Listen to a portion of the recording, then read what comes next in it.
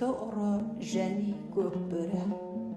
Ертеде қазақ даласындағы бір ауылда 7 ағайынды ұры өмір сүріпті.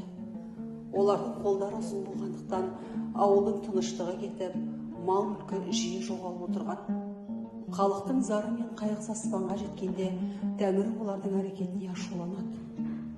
Bir күні 7 ұры тағы да қарақшылық жасауға шығады. Олар қараңғы түнде бір байдың малын ұрлап қашып бара жатқанда алдарынан үлкен көк бөрі шыға келеді. Көк бөрі 7 ұрыға малды қайтаруды талап етеді. Ұрылар оның сөзін тыңдамай көк бөріге қарсы шығады. Қасиетті көк бөрі олардың зұлымдығына қаһарланып: "Сендердің жүректеріңде әділдік пен ұят қалмады.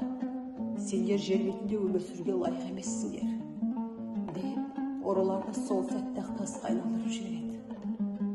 Көк бөрі бұл 7 ұрының рухын қараңғылықтың символы ретінде адамдарға сабақ болсын деп аспанға көтеріп, мәңгілік жұлдыз шоғырына айналдырады.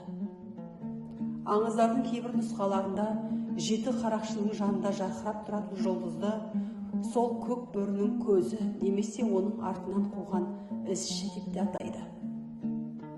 Бұл 7 қарақшының қазақ халқының түсінігінде моральдық сабақ және жазаның символы ретінде қалыптасқанын көрсетеді.